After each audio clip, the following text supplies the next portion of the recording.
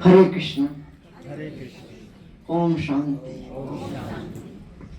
ओम अज्ञानतिमिरान्धस्य ज्ञानाञ्जनशलाकया चक्षुरुन्मिलितं तस्मै श्री गुरुवे नमः। जैसे भाई जी बता रहे थे कि इस्कॉन पूरे विश्व में भगवद गीता और हरे कृष्ण महामंत्र का प्रचार कर रहा है। पूरी दुनिया में इस्कॉन के 1000 से ज्यादा केंद्र हैं और विदेशों में ज्यादा है। तो लेकिन ये आप जान लीजिए कि आप कहीं भी आएंगे, हमारे इस्कॉन मंदिर के पास ब्रह्म कुमारी का मंदिर भी दिखाई देता है। कई जगह तो हम लोग पड़ोसी हैं। तो हम जहाँ भी जाते हैं तो जब वॉकिंग करने थे तो वहाँ पर चले जाते हैं ब्रह्म कुमारी के आश्रम में भी, इंडिया में भी और विदेशों में भी। और आज तो महाशिवरात्रि में भी सुबह, क्योंकि हम लोग तो 3:30 उठ जाते हैं और 4:30 बजे पहली आरती हमारे यहाँ होती है। तो आरती के बाद जहाँ हमारा मंदिर है वहीं पे शिव जी का भी मंदिर है और शिव जी पूरे धरती पर विराजमान है। ये भी एक शब्द है, जहाँ खोदते वहीं शिव मिल जाता है। ये भी एक शब्द है। और क्योंकि बचपन से ही हम शिव जी का आराधना करते थे। हमारे नाना जी शिव जी का बहुत बढ़िया मंदिर बना कर रखा था और बेलपत्र चढ़ाना, उन्होंने पूरा बगीचा लगवा दिया था। बेलवरिया बोलते थे गाँव में प्रयागराज में, ताकि बेलपत्र चढ़ाने की कमी न हो शिवलिंग पे। और शिव जी की कृपा से ही हम कृष्ण के भक्त बने। पोषण तो वहीं से आती है, क्योंकि भगवान राम भगवान शिव जी आपस में बड़ी अंडरस्टैंडिंग है दोनों की। श्वेत रामेश्वर में जब शिवलिंग की स्थापना की थी तो वहां पे भी भगवान राम। तो गीता का जो दिव्य ज्ञान है, जैसे भाई दीदी बता रही थी कि ये जितनी सुंदरता है, ये सब इसलिए है क्योंकि हम आत्मा हैं। सारी सुंदरता मेरी होती है। आप समझे, मैं कौन हूं? आत्मा। तो सुंदरता किसकी है? आत्मा की। शरीर तभी तक सुंदर दिखता है जब तक शरीर के अंदर मैं रहता हूं। अब समझा ना? गीता भगवान यही समझाते हैं कि हे अर्जुन, मैं सबके हृदय में परमात्मा के रूप में भी निवास करता हूँ। चूंकि तुम जीवात्मा हो, मेरा ही अंश हो, और सबके हृदय में भगवान श्री कृष्ण परमात्मा के रूप में और हम जीवात्मा के रूप में रहते हैं। ये गीता का ज्ञान है। ये सत्य है कि सारी पावर तुम्हें परमात्मा से आती है, आत्मा की। और जब शरीर के अंदर दोनों हो तब तो आनंद ही रहना चाहिए। और आनंद है तो जो साधना करते हैं, जैसे गीता भगवान राजयोग की बात करते हैं, भक्ति योग की बात करते हैं, ध्यान योग की बात करते हैं। तो इस्कॉन क्या करता है? भक्ति योग को पकड़ रखा है। सारे रास्ते जाते वहीं पे हैं। आप सुनिए, कोई राजयोग से करता है, कोई ध्यान योग से करता है। सारे योग भगवान गीता में बता दें।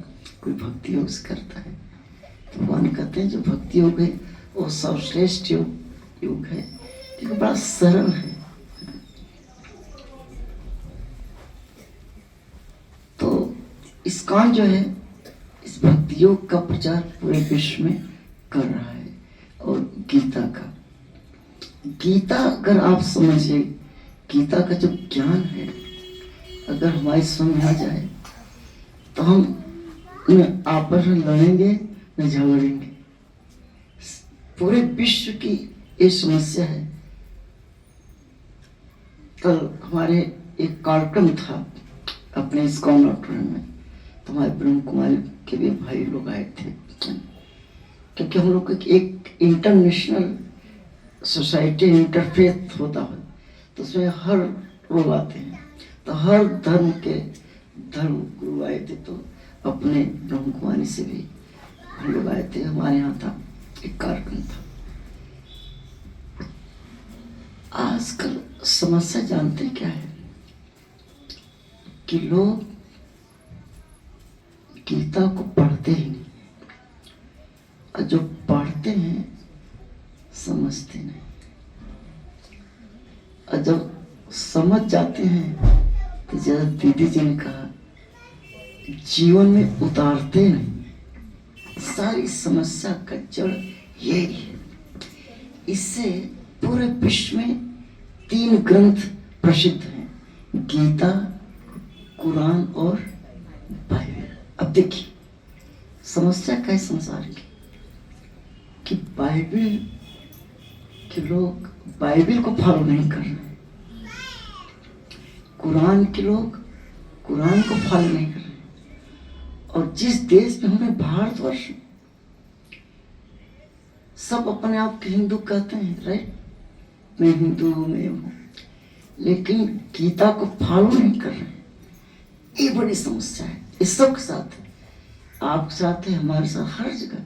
लेकिन सत्य, जो लोग इस कौन के साथ ब्रह्म का साथ जुड़ जाते हैं, तो एक चीज तो हम लोग फॉलो करा ही देते हैं। जानते हो क्या चीज है? गीता में भगवान कहते हैं कि पत्रम पुष्पम फलम त्वयं। अर्जुन, जो इस सात्विक भोग लगाकर मुझे अर्पित करता है, मैं उसे खाता हूं। 3 प्रकार का भोजन होता है, सात्विक, रासिक और तामसिक। भगवान ने गीता में कहीं नहीं कहा अंडम मटनम चिकनम, और लोग खा रहे हैं। लेकिन जैसे ही पब्लिक, जनता इस काम के साथ जुड़ गई या ब्रह्म कुमार के साथ जुड़ गई, तो कम से कम इतना तो हम छुड़ा ही देते। ऐसा था नहीं सब, क्योंकि भगवान उसके आगे बोलते कि हे अर्जुन, जो भोग लगाए बिना खाता है वो तो पाप खाता है। तो 99.9% लोग क्या कर रहे हैं? पाप खा रहे हैं। छोले भटूरे के मार्केट में खाए, भोग नहीं लगाए, तो पाप खा रहे। अगर आप ईश्वर को भोग नहीं लगाते, कहीं भी उनको याद भी नहीं करते, तो आप पाप खा रहे हैं। जब जाने चाहिए, क्योंकि हम सब किसकी संतान है? कृष्ण की, भगवान की है। ये बात संदेश भगवान गीता में कहा है। तो हो क्या रहा है कि हम, आप चले जाए। मैं तो हैरान था दीदी, मैं गया था बिहार, हम लोग तो हर जगह जाते हैं। आप कहीं भी चले इधर भारतवर्ष में, ब्राह्मण समाज के लोग भी मांस खाने लगे, दारू पीने लगे। मैं तो प्रयागराज का हूँ, मैं जिस गांव से हैं वो ब्राह्मण भी खाने लगे। आप क्या कर सकते हैं? कुछ हम लोग कितना प्रचार करेंगे? जो जुड़ रहा है वो सुधर रहा है, और जो जुड़ नहीं रहा है वो सुधर नहीं रहा। और जो सुनेगा हमारी वही सुधरेगा, और जो नहीं सुनेगा नहीं सुधरेगा। जैसे आजकल माता पिता परेशान है, बच्चे सुनते ही नहीं। सच है नहीं सच है? यही सत्य है कि जब माता पिता को नहीं सुन रहे हैं, जो कि उन्होंने पैदा किया उनको, क्योंकि धरती पर जो भी आता है माता पिता के माध्यम से आता है। चाहे वो ब्रह्मचारी बन जाए, सन्यासी बन जाए, ब्रह्म कुमार बन जाए, कोई बन जाए, लेकिन उसका जन्म कैसे हुआ? माता पिता के माध्यम से हुआ। आप समझ गए ना? तो जो जिसने इस धरती पर लाया, राइट, उसका वो नहीं सुन रहा है। जो परम पिता है उनका कैसे सुन रहा है? वो तो और नहीं सुन रहा है। आज की जनरेशन कहाँ सुन रही? क्योंकि शिक्षा पद्धति गलत है। ये शिक्षा नहीं दी जा रही, न अपने घर में बच्चों को मिल रही है और न स्कूल में मिल रही है। सारी समस्या बहुत बड़ी जटिल समस्या है। तो हमें तकलीफ होती है, हम लोगों को तकलीफ होती है, क्योंकि देखो अपने ही लोग अज्ञानता में फंस करके और जो पाना चाहिए नहीं पा रहे हैं, और जो नहीं पाना चाहिए वो पा रहे हैं। आप समझे? सारी समस्या जड़ यही है, ज्ञान की। इसीलिए घर घर जा करके ज्ञान देने की जरूरत है। जो अंधकार में है और अहंकार में है, वो तभी छूटेगा जब हम घर घर जा करके प्रचार करेंगे सनातन धर्म के। ये बहुत आवश्यक है। एक उदाहरण में समझाता हूँ आपको। जैसे मैं आपको देख रहा हूँ और आप हमें देख रहे हैं, राइट? ये हो रहा है। मैं बोल रहा हूँ, आप सुन रहे हैं, आप बोलते तो हम सुनते हैं। किसके माध्यम सुनते हैं? देखते किसके माध्यम से हैं? आंख से। गीता ये समझाती है कि आंख नहीं देखती है, कान नहीं सुनता है, जीवन नहीं बोलती है। मैं बोलता हूं, हम बोलते हैं, आत्मा बोलती है। हम बोलते हैं। ये तब समझ आता है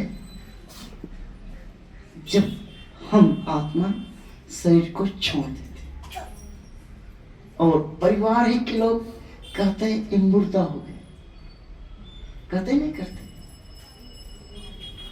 अब मुर्दे को आंख होती है, वो आंखें क्यों नहीं देख रही हैं? वो क्यों नहीं देख रहा है? इसलिए कि जो देखने वाला था वो तो है ही नहीं। और समझे, ये गीता का ज्ञान। गीता को पहले समझने का प्रयास करें। आत्मा ही देखती है, आत्मा ही मुस्कुराती है। मुर्दा क्यों नहीं मुस्कुराता? मुस्कुराता है।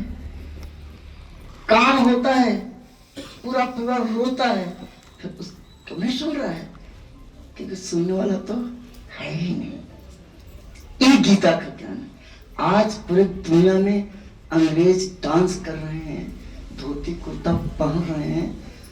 उनको हमने समझाया कि तुम आत्मा हो, शरीर नहीं हो। और शरीर की वैल्यू तभी तक है जब तक तुम इस शरीर में हो। कीमत किसकी है? हमारी है। कीमत किसकी है? हमारी। हमारी मतलब आत्मा की। हमारी कीमत है। एक क्रिकेटर छक्का लगाता है, चौका लगाता है, राइट? वो ताकत किसकी है? आत्मा की ताकत है। आत्मा शरीर छोड़ दे फील्ड में, वो चौका लगा सकता है, अपनी उंगली नहीं हिला सकता हो। ये शक्ति नहीं सकती। सारी शक्ति किसकी है? अपनी है। तो हम डरे क्यों? जब भगवान गीता में कह दिए हैं कि नैनम छिंदंत शस्त्राणि नैनम दहति पावक, तुम्हें कोई जला नहीं सकता, मार नहीं सकता, कुछ कर नहीं सकता, तब हम क्यों डरे? जबकि हमारे हृदय में परमात्मा हमारे साथ में है, अब फिर भी डर रहे हैं। इसकी मतलब अज्ञानता में जकड़े हुए। उस अज्ञानता को दूर करना ही हम सब की जिम्मेदारी है, चाहे दीदी हो चाहे इसको सब। कि ये जो अज्ञानता से लोग जकड़े हुए हैं, इसको जब हम दूर कर देते हैं तब नाचने लगता है।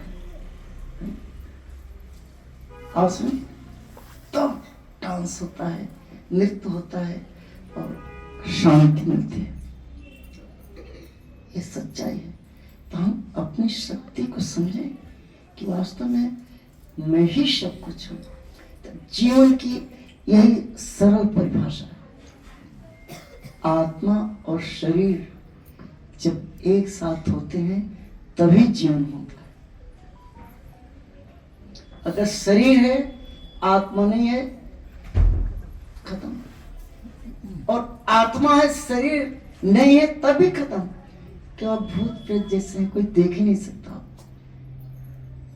दोनों का साथ, जब तक आत्मा और शरीर दोनों साथ हैं तभी तक जीवन है। जो जीना है, मुस्कुराना है, उत्साह में रहना, उमंग रहना, कर सकते हैं। उमंग तो उत्साह आप में होना चाहिए, क्योंकि हम आत्मा हैं।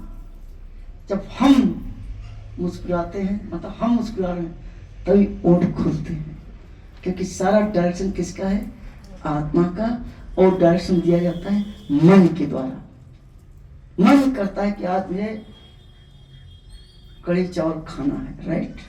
सारा शरीर लग जाती कढ़ी चावल बनाने में, देखिए, क्योंकि हमने इच्छा जाहिर की, राइट? बन के आ गया। उसके बाद जब हम खाए तो तृप्त कौन होता है? हम तृप्त होते हैं, बड़ा अच्छा बना है, राइट? सारा खेल किसका है? आपका है, हमारा है, आत्मा का। इस आत्मा को आप जोड़िए। तो जो हम लोग जैसे राजयोग के माध्यम से आप परमात्मा को जोड़ते हैं, शिव बाबा जो निराकार हैं, तो गीता भगवान कृष्ण स्पष्ट समझाएं कि चाहे निराकार, सारा रूप वास्तव में मेरा ही है, कम से कम पूजो तो सही। आप निराकार मानो परमात्मा, किससे तो जुड़ो। आप जुड़ करके अपने जीवन में परिवर्तन पाए कि नहीं पाए? पाए ना? बाबा से जुड़कर आनंद मिल रहा है कि नहीं मिल रहा? हाँ, जुड़ना चाहिए।